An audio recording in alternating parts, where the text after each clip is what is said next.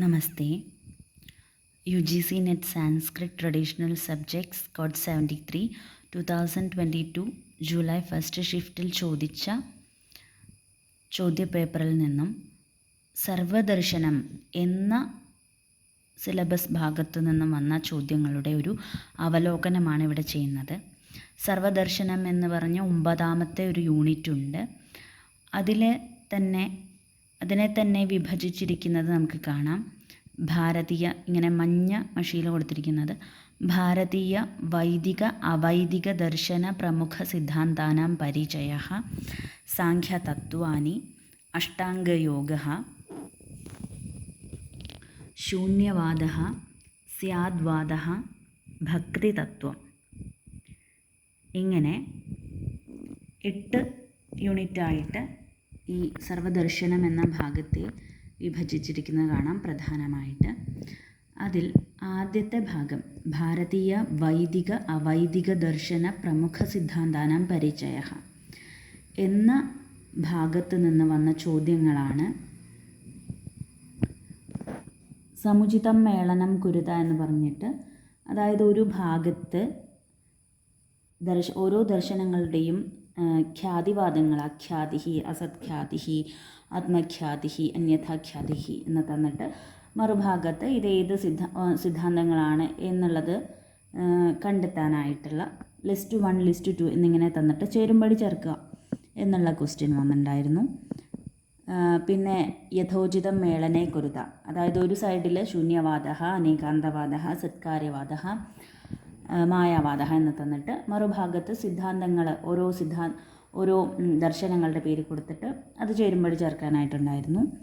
അതുപോലെ statement 1 statement 2 തന്നിട്ട് സാഖ്യശാസ്ത്രേ 3 പ്രമാണാനി മതാനി, ഭാട്ടമീമാംസായാം ഷഡ്പ്രമാണാനി മതാനി എന്നിങ്ങനെ ഇതിലേത് സ്റ്റേറ്റ്മെൻറ്റാണ് ശരി എന്നുള്ള രീതിയിൽ ചോദിച്ചിട്ടുണ്ടായിരുന്നു. അപ്പോൾ ഈ ഒരു ഭാഗത്ത് നിന്ന് നമുക്ക് മനസ്സിലാക്കേണ്ടത് ഈ യൂണിറ്റിൻ്റെ പേര് പോലെ തന്നെ, അതായത് ഭാരതീയ വൈദിക അവൈദിക ദർശന പ്രമുഖ സിദ്ധാന്താനാം പരിചയഃ, ഈ ഭാരതീയ വൈദികമായിട്ടുള്ളതും അവൈദികമായിട്ടുള്ള ദർശനങ്ങളുടെ പ്രധാനപ്പെട്ട സിദ്ധാന്തങ്ങൾ ഏതൊക്കെയാണ്, ഏത് ദർശനങ്ങളാണ് ഈ സിദ്ധാന്തത്തെ മുന്നോട്ട് വയ്ക്കുന്നത് എന്നുള്ള വ്യക്തമായ ധാരണ നമുക്കുണ്ടാവണം എന്നുള്ളതാണ് ഇവിടെ നിന്ന് നമുക്ക് മനസ്സിലാവുന്നത്.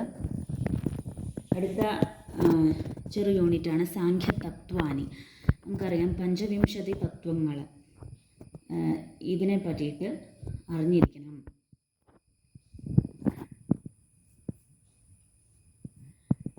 അതുപോലെ സാഖ്യ സിദ്ധാന്തമായിട്ടുള്ള സത്കാര്യവാദം, അതിനെപ്പറ്റി അറിഞ്ഞിരിക്കണം. അതിൽ നിന്നൊരു ചോദ്യം ചോദിച്ചിട്ടുണ്ട്, കാരണഭാവാത് കസ്യ സിദ്ധിർഭവതി എന്ന്.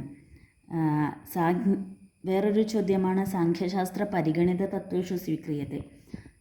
സാഖ്യശാസ്ത്രത്തിലെ ഈ 25 തത്വങ്ങളിൽ നിന്ന് ചില തത്വങ്ങൾ തന്നിട്ട്, അതായത് മഹത്തഹങ്കാരം അങ്ങനെയുള്ള തത്വങ്ങൾ തന്നിട്ട് അതിൽ സാഖ്യശാസ്ത്രത്തിൽ പെടാത്തതും തന്നിട്ട് ഏതാണ് സാഖ്യശാസ്ത്രത്തിൽ പെടുന്നതെന്ന് തിരിച്ചറിയാൻ അധോ ലിഖിതം ക്രമേണ യോജനീയം.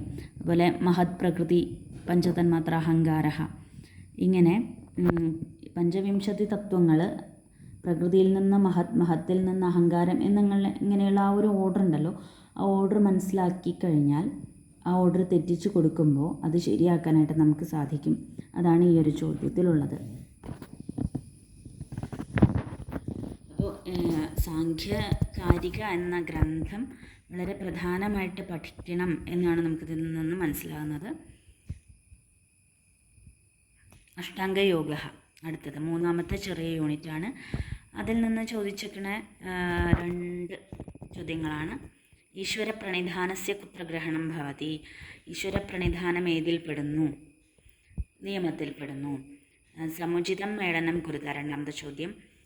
തപഃ പരിഗ്രഹഃ സർവവൃത്തി നിരോധഃ ഏകാഗ്രത എന്നിങ്ങനെ ഒരു സൈഡിലും സമാധിഹി ചിത്തഭൂമിഹി നിയമഃ, അതായത് ഇപ്പോൾ അഷ്ടാംഗയോഗങ്ങൾ യമനിയമാസന പ്രാണായാമ പ്രത്യാഹാര എന്ന് തുടങ്ങിയിട്ടുള്ള 8 അംഗങ്ങൾ, യോഗത്തിൻ്റെ 8 അംഗങ്ങളും അവയിൽ തന്നെ ഏതൊക്കെയാണ് യമങ്ങൾ ഏതൊക്കെയാണ് നിയമങ്ങൾ എന്നും കൃത്യമായിട്ട് മനസ്സിലാക്കണം എന്നാണ് ഇതിൽ നിന്ന് മനസ്സിലാവുന്നത്.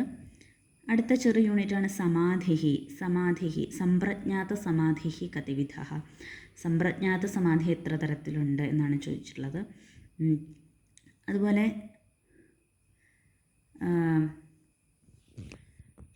നിർവികൽപക സമാധേഹേ വിഘ്നവിശേഷ അസ്തി. നിർവികൽപക സമാധിയുടെ വിഘ്നവിശേഷം ഏതാണ്? ഉത്തരം രസാസ്വാദ എന്നിങ്ങനെ ചോദിച്ചിട്ടുണ്ട് സമാധിയിൽ നിന്ന്. ആഗമേഷു ശിവശക്തി സ്വരൂപം ശൂന്യവാദ സ്യാദ്വാദ. ഇതിൽ നിന്നൊന്നും അങ്ങനെ കാര്യമായിട്ട് കാണുന്നില്ല. പക്ഷേ ശൂന്യവാദ എന്നുള്ളതിനെ നമുക്ക് ഇവിടെ ഉൾപ്പെടുത്തിയിട്ടുണ്ട്. യഥോചിതം മേളനെ കുറിത്ത ശൂന്യവാദ നൈകാന്തവാദ എന്നിങ്ങനെ അതിൽ ഉൾപ്പെടുത്തിയിട്ടുണ്ട്. ഭക്തി തത്വം അതിൽ നിന്നൊന്നും കാണുന്നില്ല. പിന്നെ സാഖ്യകാരികയാണ് ഇതിനു വേണ്ടി പഠിക്കേണ്ട പ്രധാനപ്പെട്ട ഒരു ഗ്രന്ഥം. അതുപോലെ യോഗസൂത്രം. ഈ ഒരു ചോദ്യം ഞാൻ പറയാൻ വിട്ടുപോയ ചോദ്യമാണ്. ഇത് കാലക്രമേണ അധോ ലിഖിതാനി യോജയത. കാലക്രമം അനുസരിച്ച് ആചാര്യന്മാരെ ക്രമത്തിൽ എഴുതാനാണ്. ചോദ്യത്തിൽ നാഗേശഭട്ട, കൗട്ടില്യ, വിജ്ഞാനേശ്വര, ചിന്നസ്വാമി ഇങ്ങനെയാണ്. അപ്പോൾ ഇതിൻ്റെ ഉത്തരം കൗട്ടില്യ, വിജ്ഞാനേശ്വര, നാഗേശഭട്ട, ചിന്നസ്വാമി ഇങ്ങനെയാണ്. ഇത് കൗട്ടില്യൻ നമുക്കറിയാം അർത്ഥശാസ്ത്രകാരൻ, വിജ്ഞാനേശ്വര യാജ്ഞവൽക്യസ്മൃതിയുടെ മിതാക്ഷര എന്ന ടീകയുടെ കർത്താവ്, നാഗേശഭട്ട പരിഭാഷേന്ദുശേഖരത്തിൻ്റെ കർത്താവ് എന്നിങ്ങനെ നമുക്കറിയാം. അപ്പോൾ ഇത് വ്യത്യസ്തമായിട്ടുള്ള